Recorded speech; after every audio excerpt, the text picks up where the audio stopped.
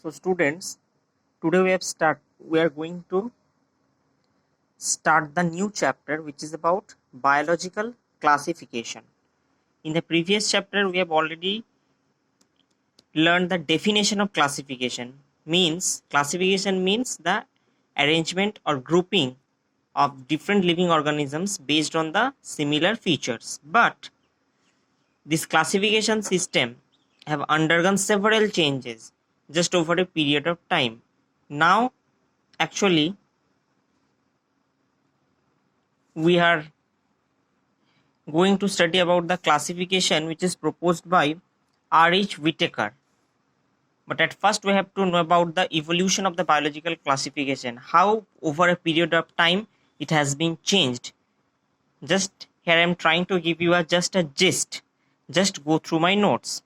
Actually, previously at the time of Linnaeus, there are only two kingdoms. One is the Animalia, which includes all the animal groups, and second one is the Plantae, means it includes all the plants. And at that time, the bacteria, fungi, mosses, ferns, all gymnosperms, angiosperms, all are included under the kingdom Plantae based on a single characteristics. What is this?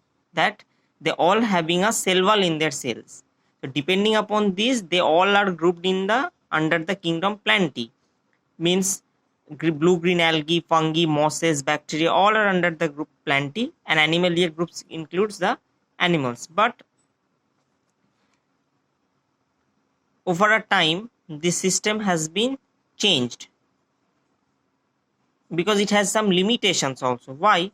First, see, in this system under the group Plantae, both unicellular and multicellular organisms are placed. Example is also given here, Chlamydomonas and Spirogyra. Both are placed together under the group of algae. Next one is the eukaryotes and prokaryotes. Again, both are placed under a same kingdom. And third one is the heterotrophic and autotrophic, because fungi and green plants both are grouped under the Plantae kingdom. Fungi are heterotrophic in nature, whereas green plants, blue-green algae, they are autotrophic in nature. And though both are grouped and placed under the same group, and that is the Plantae. Another limitation is that, see, the cell wall, they both have cell wall, we know, but their cell wall compositions are slightly different. In case of fungal cell wall, it's mainly made up of chitin, whereas in case of green plants, their cell wall is made up of cellulose. So there are so many dissimilarities present. And after considering these dissimilarities, first fungi were placed in a separate kingdom, which is kingdom fungi. And under the kingdom Monera, mainly the prokaryotic groups are placed. And under kingdom Protista, unicellular eukaryotes were placed. So in the previous classification at the time of Linnaeus, there are only two kingdoms. One is the Animalia and two is the Plantae. But now several kingdoms are created, and in which one is the kingdom Fungi, in which fungi group are placed. Second one is the kingdom Monera, where all prokaryotes are placed. And number 3 is the kingdom Protista, where unicellular eukaryotes are placed. Paramecium amoeba, which were previously treated as animals, and they're placed under the group Animalia kingdom. But now they are placed under the kingdom Protista. So I have seen that over a period of time, the classification scheme has been changed, actually based on the characteristics and mainly their evolutionary relationships. And now we are going to discuss about the 5 kingdom classification concept, which was proposed by biologist R.H. Whitaker. So what are the 5 kingdoms? Let's see. The 5 kingdoms are, according to R.H. Whitaker, the 5 kingdoms are kingdom Monera, kingdom Protista, fungi, Plantae, and Animalia. These are the 5 kingdoms. And actually, this classification scheme has been proposed based on some criteria depending upon the cell structure, cell type, their cell wall composition, body organization,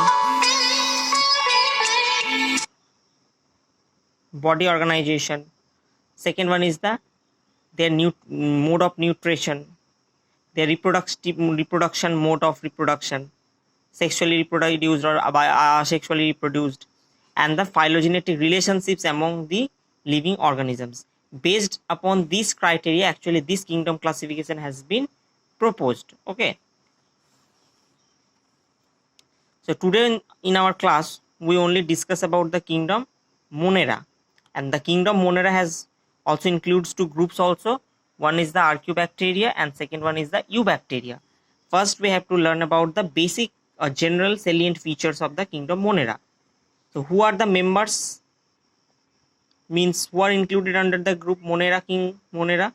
Mainly the bacteria, and they are occurred everywhere in the soil, in the air, in every environment we can found bacteria. And some of the bacteria are also parasitic in nature. It means that they lives on the other organisms. Third point is that according to their shape, some are round shaped, which are mainly coccus bacteria, for example streptococcus. Rod shaped bacteria means bacillus bacteria, means lactobacillus. Comma shaped means their body is slightly curved, for example vibria means vibrio cholerae, and the spirillum. So these are the four types of bacteria which are classified according to their shape. Their general body structure are simple.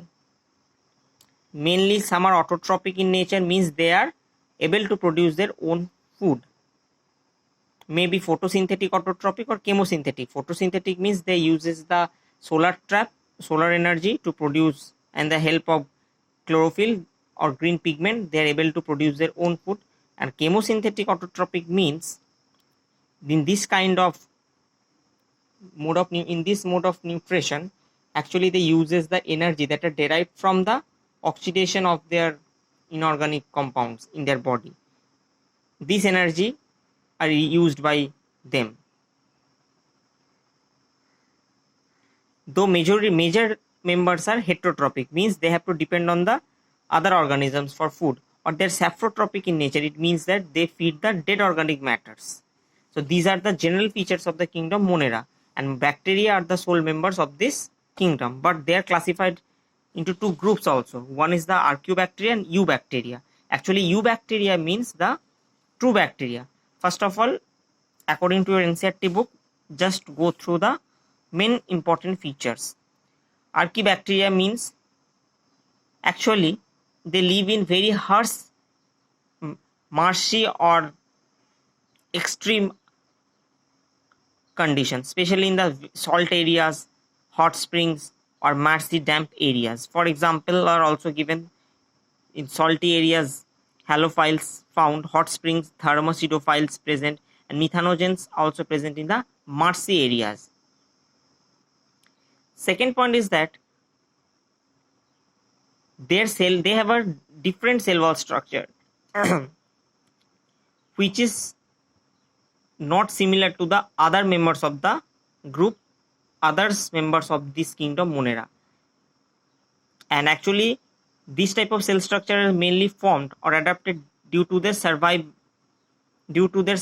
mode in extreme conditions, because mainly these members are found in the extreme conditions, and for their proper survival their cell wall structures are slightly different from the other members of this group. Third one, that methanogens mainly found in the animals of the ruminants, means gut of the ruminant animals, especially cows and buffaloes. And they mainly produce the biogas which is named as methane from the dung or the waste of these animals. So these are the Archaeobacteria. And now true bacteria or Eubacteria. They have a rigid cell wall present in their body, in their cell, and flagellum also present if they are motile in nature. This one the first characteristic. Second, they are having three types. One is the autotrophs, means photosynthetic autotrophs, chemosynthetic autotrophs, and third one is the heterotrophs. So autotrophs means we all know that those who are able to make their own food, and photosynthetic autotrophs means mainly the blue-green algae or the cyanobacteria. They have a chlorophyll pigment, so they're able to produce their own food. They live in colony or unicellular, their body is unicellular, lived in colony or filamentously. Their colonies are generally surrounded by a gelatinous seed, means the colony of the eubacteria are surrounded by a seed which is made up of gelatin. They lives in freshwater or marine water or terrestrial algae are also found. So both they are aquatic and terrestrial. In the polluted water, they often forms the bloom, and some are also able to fix the nitrogen of the atmosphere through in a specialized cells they have, which is known as heterocysts. Examples are also given, Nostoc anabena. So these are very simple, students, just you have to learn this and try to memorize this. So photosynthetic autotrophs, and next one is the chemosynthetic autotrophs. Actually,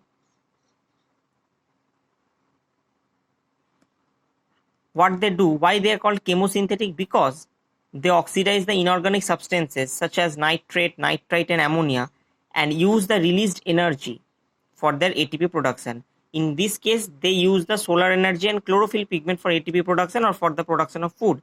But chemosynthetic autotrophs mainly use the energy which are released by the oxidation process of some inorganic substances in their body. So from where they get ATP, or for the production of ATP, they need some energy which are released by the oxidation of the several chemicals, nitrate, nitrites, ammonia, and hence they are termed as chemosynthetic autotrophs. They also help in the recycling of nutrients, nitrogen, iron, sulfur and phosphorus. Similarly, photosynthetic autotrophs, mainly Nostoc anabena, they also fix the atmospheric nitrogen.